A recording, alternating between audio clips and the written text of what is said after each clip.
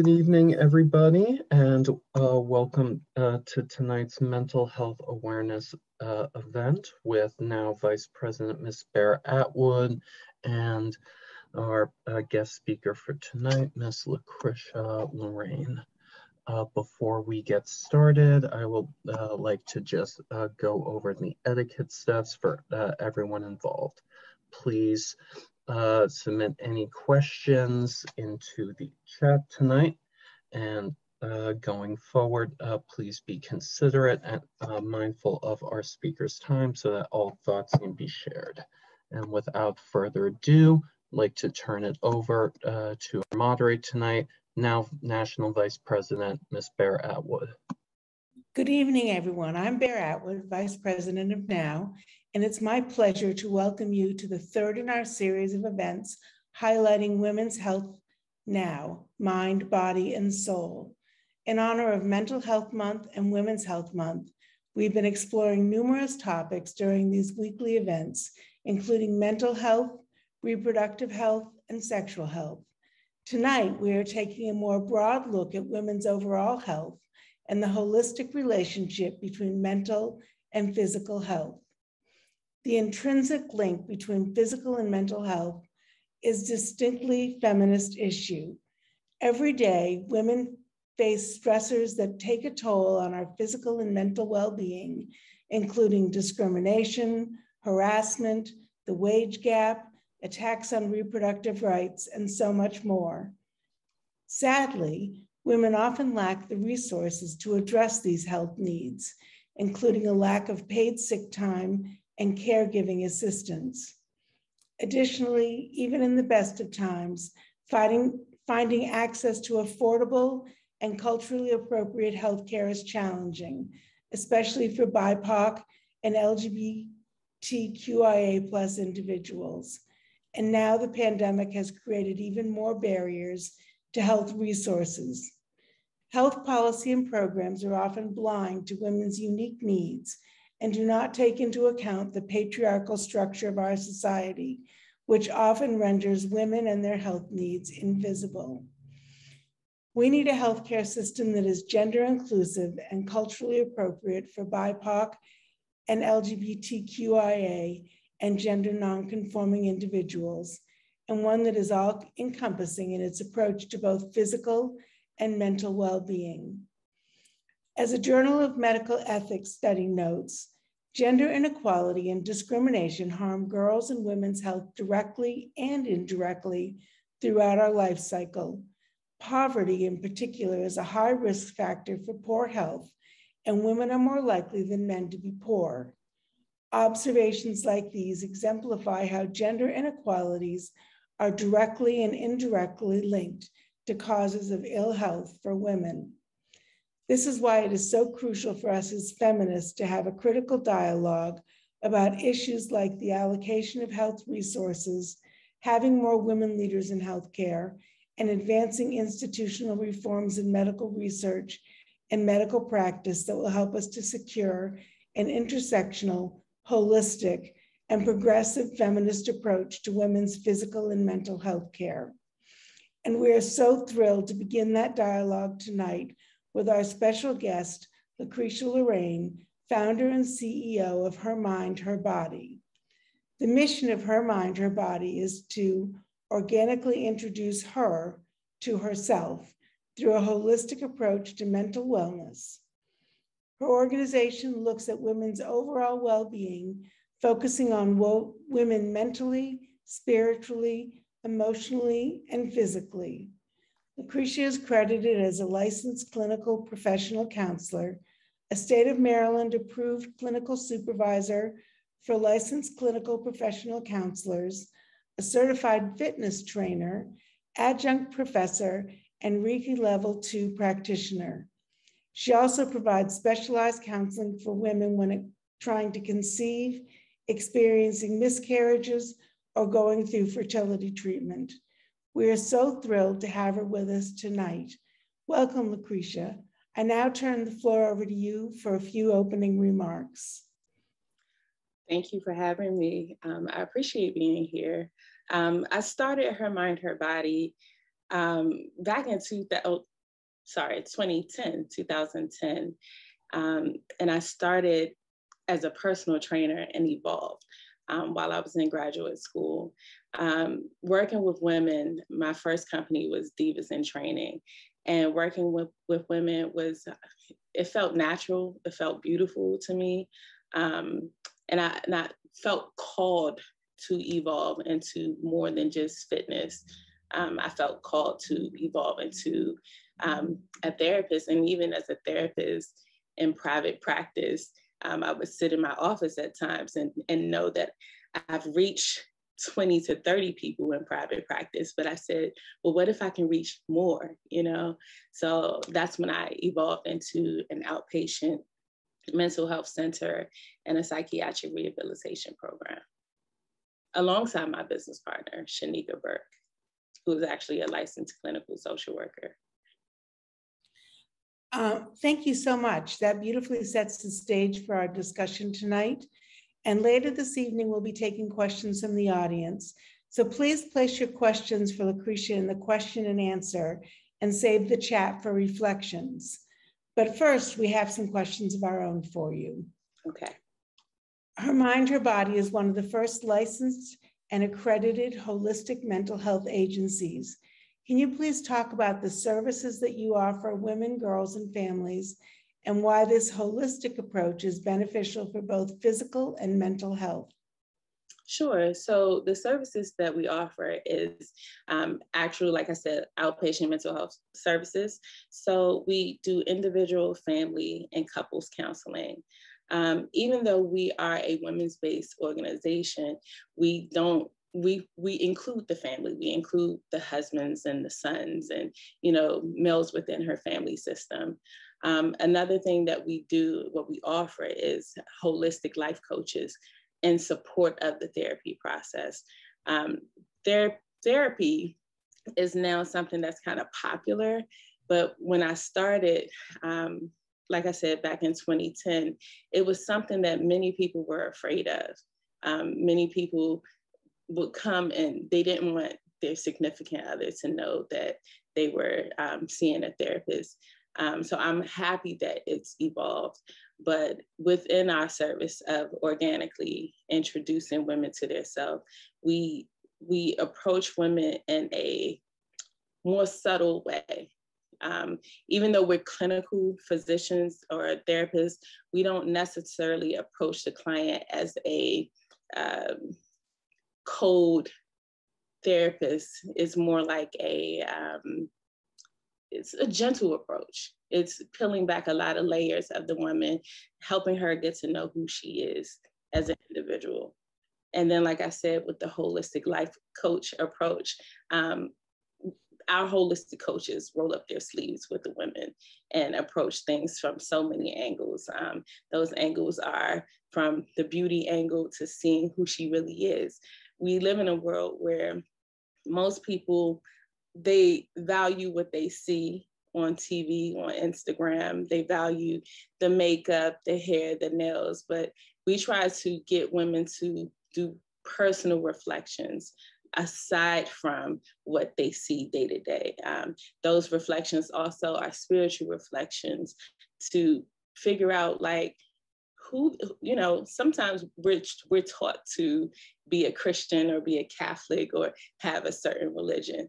That's our upbringing, but who do those women feel, or I'm sorry, let me reword that. We get the women to think about who they spiritually connect with, like who is their higher being, you know, is it a religious aspect or is it a spiritual aspect? You know, we help them connect with things like something as simple as the trees and flowers and air and, you know, light. We take for granted sometimes that light is, you know, it's a balancing act, light and darkness, you know. So I hope that I answered that question for you. No, that was great. I know your organization uses existential cognitive behavioral and client-centered therapy modalities. I was reading that so I would get it right. Could you explain to our audience what that means and how it's beneficial to women are as different from other forms of therapy? Okay, so, as clinicians, we are taught many different modalities, and it's our choice to choose what evidence-based modality or clinical modality that we would use. And at Her Mind, Her Body, I felt those three modalities were most important. First, client-centered, because it is what it says it is. It's about the client. When that client comes to us, we want to know what that client wants to actually talk about. And we kind of go at the pace of the clients versus kind of forcing information out of the client. We do evaluations, of course, to get an overview of what has taken place in our clients' lives. But for the most part, we like to kind of meet them where they are. So that's the root of client-centered. It's more of a gentle approach. Also, the existential approach, that root word is true, it's existence, So I love that approach because it's actually helping the client like open up to what is important to them, what their root is as far as like their purpose of existing. And then, of course, cognitive behavior therapy is an all-time favorite therapy of mine because even though we have the client-centered approach and we have the existential where we're trying to get the client to be rooted in their here and now, we also have to tackle real situations. And in those real situations, those life experiences, those traumas, we have to take an approach to help them get the information out and then reshape how they think and how they behave. So that's when we incorporate the cognitive behavioral approach. So your work focuses on women, girls, and families. And I'm sure that you have clients who've described to you their experiences with sexism, racism, and LGBTQIA+ discrimination. How do you help them process these experiences and guide their journey through the healing process? That's really interesting. So being a women's-based facility, it's easy to think that, I'm like maybe a straight feminist or something, but I actually like to have our clients like take situations for face value, meaning, tell the story first. What did they feel? How did they feel? Why did they feel that, a situation has happened to them? Let them identify what they feel. We try not to identify if something was racist or sexist. Like we let the client kind of pour out what they feel that situation is, and then we take that information and kind of work with them on their thoughts of it, their views of it. And what that means, what that looks like, for instance, a situation could definitely have been a racist situation, right? But it's not my responsibility as the therapist to name it that. But it's also my responsibility to help the client know that they didn't do anything wrong, in addition to helping them see, like, what are steps that I could have done differently that may or may not have given a different outcome. Sometimes let's use an instance of something going on in the world right now where people are being pulled over by cops and they're being, harassed or killed. There is no right or wrong way to help a client deal with racism, because if it was, then it wouldn't exist. We're still in 2020. We're in 2022, and we're dealing with stuff that's happened in 1960s and, earlier centuries, and it's still unresolved. So no one has that actual answer for that, because if there was an actual answer to resolving these matters, then we wouldn't have facility. We wouldn't have organizations like Now fighting for rights. We wouldn't have the Her Mind, Her Bodies. But all I can do with my clients, or help our clinicians do, is approach things from, more of an individual place versus putting a label, because sometimes when we label stuff, we also make it even more like, daunting. It gives that anxiety and that crisis feel. So approaching the situation for just processing that information and working through it and trying to assess different results or how you can get different results from a situation. Does that make sense to you? Sure, absolutely. Okay. Thank you. So how can we engage with some of these holistic methodologies to empower ourselves and improve our relationships in our professional lives, both as colleagues and as activists? Okay, so the simplest way to put that is to also engage in mental health therapy yourself. When I was in graduate school, that was the first thing that they told us to do in my first course, to go to a therapist. I can't say that a lot of my peers did, but I definitely took advantage of it because it gave me a chance to see what it was like on the other end. And I think it's very healthy to be able to pour out and have a brain dump and, just kind of shift through your day, shift through your life and process things that come up, now that took place 15 years ago or took place in childhood. Because if you don't process that information, sometimes you'll end up, not knowing why you're angry or why you're talking to people a certain way or, why you're avoiding situations and places. So I think that it's good for people to experience mental health, professionals to experience mental health therapy. When clients would come to me, they always felt like they were crazy. And I said, well, I started to realize, first of all, I told them that we don't use that word. But I also started to realize that,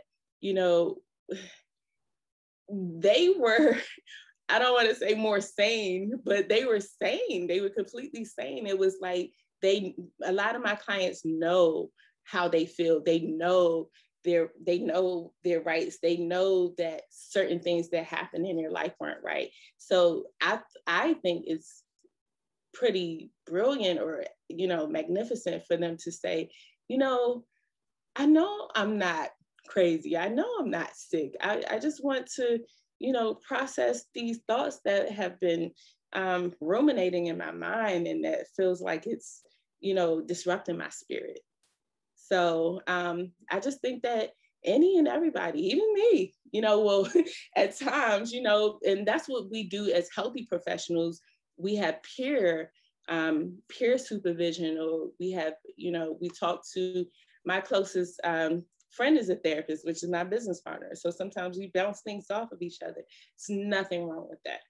And people have to understand it's nothing wrong with communicating, because that's what therapy is. It's learning to communicate better and more effectively and just get through things in life. I mean, I think it's so important to talk about destigmatizing going to therapy, and that it's such a normal, important process in so many people's lives. So I really appreciate that. So how important is self-care, especially for those of us working in demanding and high stakes situations like organizing and advocacy? That's my favorite word. And I feel like it's overused and very commercialized. But I look at self-care like breathing, to be honest. Even me personally, because self-care is, if you don't do it, you'll find yourself deteriorating. You'll find yourself unmotivated. You'll find yourself, like I said, sometimes having anxiety. It is many ways that you can do self-care, even if you don't have a budget for it. Sometimes people think self-care, you have to have a lot of money, and you have to spend money on massages, and those things are great and those things are extra. But, there are things that you can invest in yourself when you're at home. I pride myself on doing facials, consistently at night, or, you do grooming to yourself. Sometimes you can't get to that nail salon. So, there's nothing wrong with going to CVS or the dollar store and getting some nail clippers and some polish and, just kind of having a individual girl's day at home with yourself, and running that bubble bath, and putting that magnesium salt is purifying, putting that magnesium salt into your bath water. So there's a lot of things that you can do independently that doesn't involve like spending a lot of money for self-care. Even something, appealing to all of your senses are very important. Color and smell and all of that. So being able to light candles at home and, just kind of change your palette for the day. I tend to do that at night, especially, but sometimes during the day, just to clear your mind. People sometimes think with holistic care that you have to sage your house and do all types of stuff that seems like it's holistic, but you can do the most subtlest things to bring holism and self-care to your home, into your space.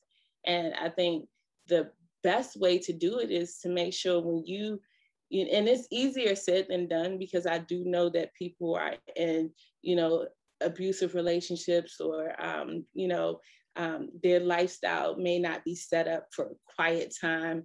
But, sometimes if you can try to figure out how to work, and that's what we do with our clients, try to figure out how to work that time in, even if it's not in the house, even if, you kind of got out for 30 minutes to carve some time out for yourself, that helps you to continue to grow and go in life. Thank you for that. I think that gives us a lot of tips on ways that we can do self-care that don't involve ever having to leave our house. That sounds great to me. So women often face low self-esteem caused by the patriarchal society we live in. Can you please talk about your Vibrations of Her virtual lounge and how it helps to enhance women's self-worth? How does it help them to process their minds and emotions outside of the external voices they may be hearing? Okay, so Vibrations of Her is actually a new virtual lounge that I'm actually launching today. And I've been trying to figure out the right time to do it. And, thankfully, when you all called me to speak, I felt like, what better time? But it was a place that I created for women, especially who we can't get to everywhere in the world, to be able to have a processing ground, a dumping ground, and a creative ground. I didn't want it to only feel like it was, something that should be sad, or, you're always talking about your problems. So we have different topics on there, like her poetry, her leisure, her body, her art, her nourishment. It's so many different topics that you can touch on, even her centerpiece, because I feel like, a lot of women feel like their families, their children, their spouses are their centerpiece. So we have a lot of different topics that you can just literally just journal. And so it's created to be a virtual online journal that women can go to, and they can upload pictures, videos. And the coolest thing about it is I set it up so that women don't have to put their real names out. I call it alter ego. So we all have a different side to us that can be a fun side, a good side. And sometimes a side that, it's like, don't try me side. We have real sides to us. And so, this is a place where women can just go and be free, like take 5 minutes before you go about your day and journal and write a poem really quick, or when you come home and it's been a long day and you process that day. But like I said, it's not just about overly processing. It's about sharing your experiences if you're traveling. I know I haven't traveled much because of COVID, but I know that I will one day, and people will start, the world will become normal again. And so to be able to upload those beautiful experiences, it encourages other people who may not have ever really considered travel to travel. And one thing I do like about our forum is that I actually purposely didn't create a place for comments to happen or for likes to happen, because I want women to be able to just say what they want to say without an opinion. Sometimes we don't need everyone's opinion. We just want to do what we want to do. And by having that alter ego, it's like you can say whatever you want to say. We just want people to be respectful of themselves and of others. And I've also included a national, domestic and crisis hotline on certain ones, so that if there's, if you touch a nerve and there's no one around, then by all means, call for help. So because I'm a therapist first, but the forum isn't therapy. It's a form of, it's an informal way of therapy, but it's not therapy. You understand? Because we're not giving clinical feedback. It's just something that's fun. It's the vibrations of her. It's her mood. It's her colors. It's everything that she feels that she is. So is the site monitored? Yes, so the site is monitored, and we also will make sure that there's no attacking and profane or anything. But yes, the site is definitely monitored. Oh, it sounds really interesting. How would people find the site if they were interested? So it's two ways to find it. You can go straight to vibrationsofher.com. Once again, vibrationsofher.com. Or you can go to our actual website, hermindherbody.com. If you go to the website, you'll see everything about the agency. But if you go to Vibrations of Her, it just takes you straight there. We've decided not to make it an app. That was a very difficult decision, because now the world is revolving around apps. It kind of has it's beautiful and it's very vibrant, and the fact that it's online versus an app gives it a more intentional. It's like, if you're going on there, you really want to go on the site and you really want to express yourself. So just helping people want to do it, not just because it's at their fingertips. Thank you. Thanks for sharing those sites with us. You're welcome. So in the medical world, there's often an exclusive focus on physical aspects of healthcare. Can you talk a little bit why it's so important that the emotional and mental health aspects are incorporated in this work as well? Sure. Well, we live in a world where sometimes everyone doesn't have bedside manners. And even though professionals are professionals, remember, mental health is it's real. So if those professionals bring their life to work, then they can come across in a way that may be brash or unprofessional, or it leaves a bad taste in their client's mouth. So it's good when the professional in healthcare has good bedside manners, and they're able to make the client feel welcome and warm, because sometimes people go to appointments and they don't know what's going to happen. They don't know the outcome. They don't know that they'll find out that they've developed some type of cancer or some type of terminal illness. And so if those helping professionals always approach, their clients in a gentle way, then, you don't have to feel sorry for being rude or mean to your client. So just to expand on that a little bit, can you talk, I know in my own healthcare, it's always felt like it was all about what may or may not be wrong with me, but it was never about how I was feeling. And can you talk a little bit about why it's so important to include that piece of healthcare? Sure.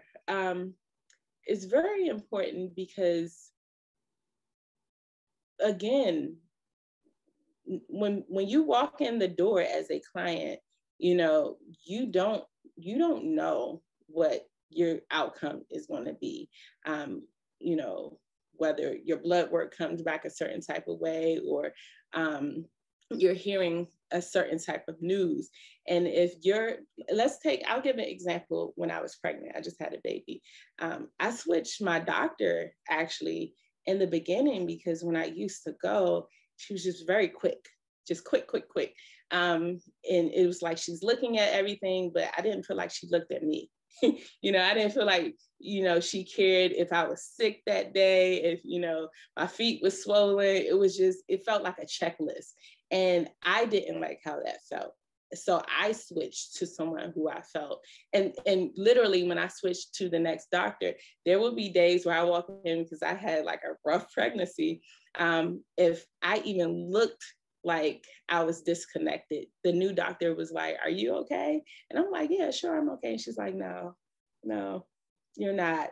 And so I would have to, and then it would actually make me perk up, because I'm thinking, wow, like she really cared. So it makes a difference when you're dealing with a helping professional who's a caring professional. Okay, thanks. So in this type of holistic health care, if it was provided more broadly, do you think that would help to improve health disparities in this country, especially for women? And how, as we as activists, can we help make that a reality? So I think my response to this may be a little biased, because I always felt that I always saw her mind her body across the world, and not because it was just my company, but because of what we stood for. And so I feel like, you know, if more her mind her bodies were across the world, or other facilities who had a real holistic, but not just holistic, but wholeful and gentle approach to women, girls, and families, I feel like it would be impactful, because clients will feel that they're not in a service just to receive psychotropic medications and to be seen really quick and, you know, on to the next client. Like, we really take our time with our clients. Like, it's almost to the point where sometimes, you know, we definitely could have boundaries with our clients, but we develop such a genuine relationship with our clients that many of them would like to invite us to their graduations and, you know, their successes in life, because we've been through so many processes with them. It wasn't just, you know, a quick process to talk about the childhood trauma. It's to talk about, you know, what bothers you today, you know? So I feel like if there were other facilities or approaches that were just gentle is what I think of when I think of our services. It's not just clinical, and it's not just a word. It's not just, you know, I'm a therapist. It's, you know, and I like to say I'm a woman first. I'm a person first. So that's the approach that I feel like many therapists should take. Well, thank you for providing such great insight tonight. And we're really excited to be having this dialogue with you. But I feel like I've been hogging all the questions. So I'm wondering if we have any questions from our audience for you. Okay. Carla, do we have any questions? Yes, we do. This question doesn't come from the chat, but actually comes from some pre-submitted questions from our staff. The first one is as follows.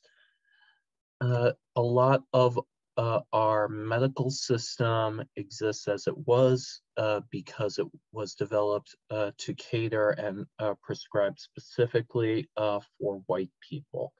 That also means in the psychological field that racial trauma and sexual trauma are ignored as exclusive issues that are often overlooked. What is your recommendation for people looking for mental health assistance when trying to get specialized professionals in that field? Okay, so from the sounds of what the question is, it sounds like the person feels that a lot of mental health or needs are focused around, the white culture or white people. I hope I'm saying this politically correct, and not enough people of color. Is that what you're trying to ask? Yeah, that's what they meant. Okay. That's a normal feeling. A lot of people, when they call our agency, the first thing they ask is for, a Black female therapist, or they've contacted me because I was a Black woman. Personally, I don't try to focus on race because, the best, you can get good, advice or good guidance from anyone if they're capable. But I do understand the concerns regarding it. Like I said, when I was in grad school, the first thing I noticed was a lot of the theories were written by white men, So, and we're in, at the time, it was 2007, so we're beyond the early 1900s, so I had to think, well, how can I, as a, woman of color, impact, people now, what's going on right now. So I would say you don't have to approach who you would get help from based on their color. That's the first thing I would say. But the second thing I would say is, I do understand why sometimes people may feel like they want someone that looks like them because they may assume that they have a cultural understanding, but sometimes that's not always the case, because we both can be Black, but we both could have two totally different upbringing. One of us could have been brought up abused sexually, mentally, or emotionally. So it doesn't mean that that person would have similar views. So I would say give professionals a chance, give people a chance to help, not based on their race. Any other questions, Carla? Yeah, this was another pre-submitted question from our staff. In the last 2 years, we've seen a lot of the existing support structures for psychological health not have time and space to assist everybody through the weight of the pandemic.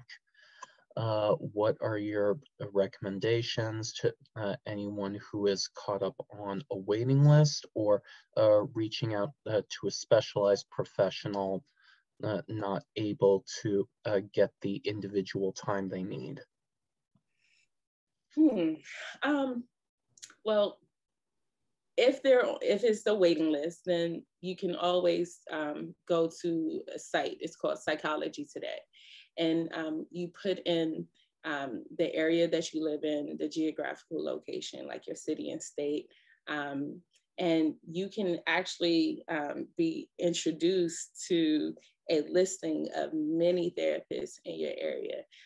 So, you can look for another therapist. You don't have to stay on a waiting list.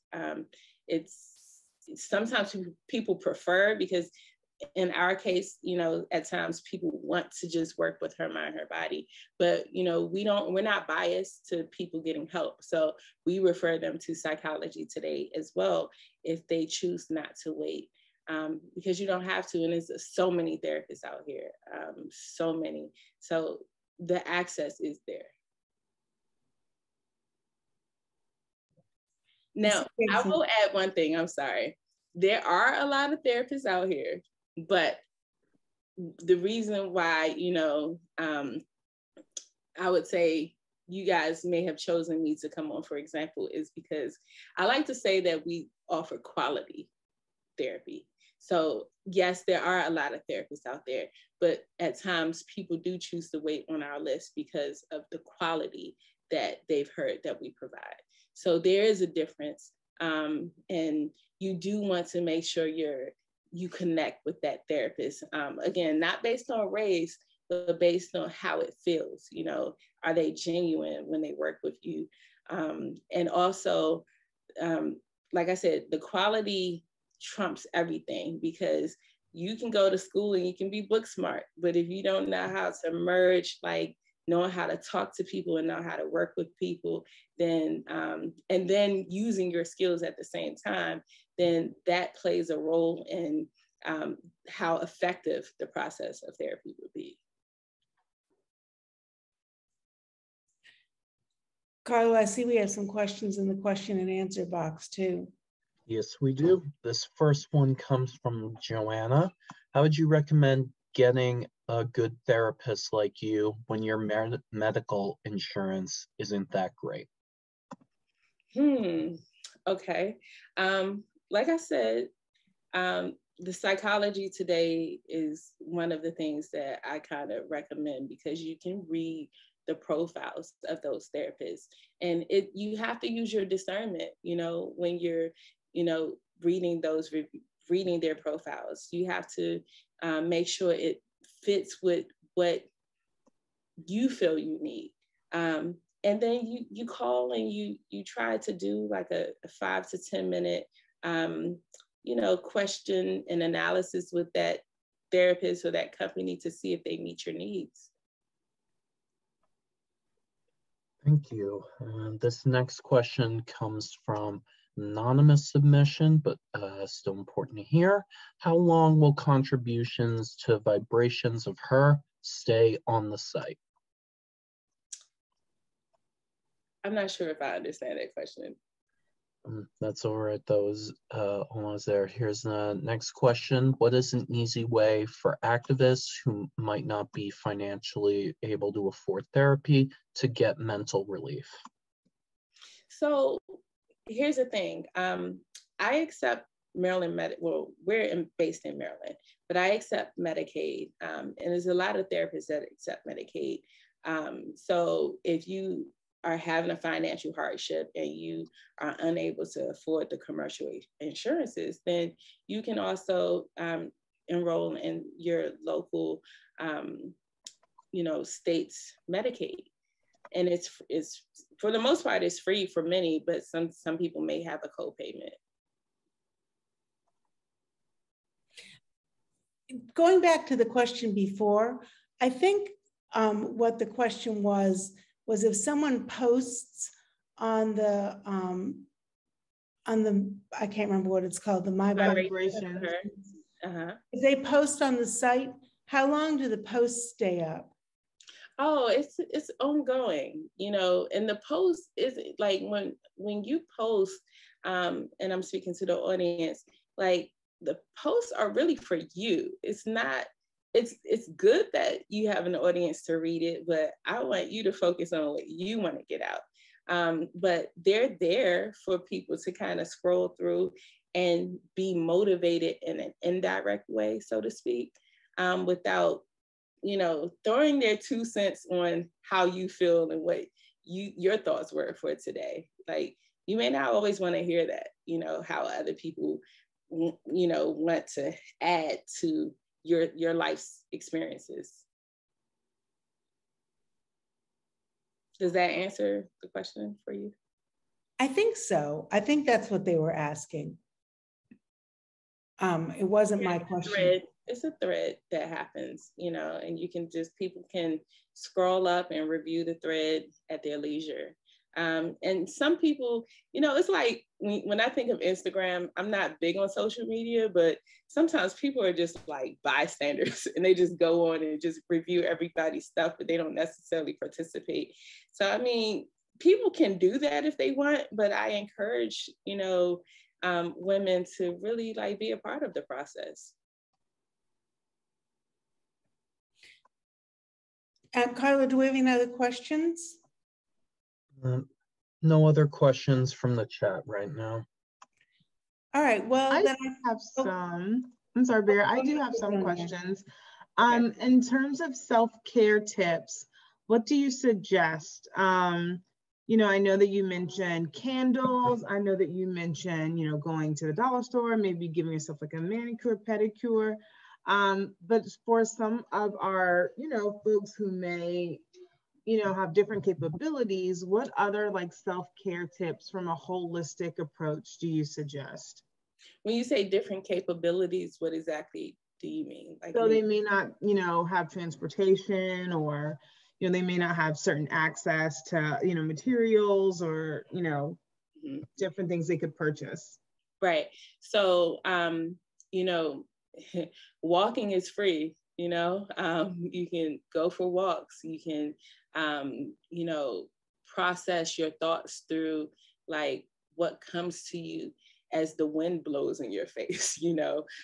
You can do things like, you know, go to a local park and, you know, sit in silence, do solitude, you know, be comfortable in solitude, be comfortable trying to hear from your higher power. And I say higher power because people, some people are religious, and I don't want to offend anybody. So be comfortable with getting guidance, you know, spiritual guidance.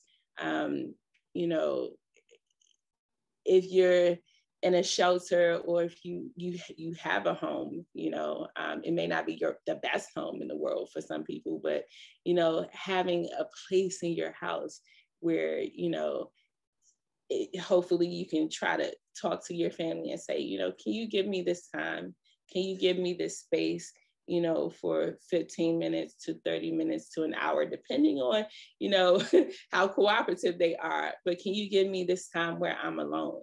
And in that alone time, like I said, you know, vibrations of her will be there for you. But also, you know, to be honest, we invest, and I say we as people, we kind of choose what we're going to invest in and what we won't invest in.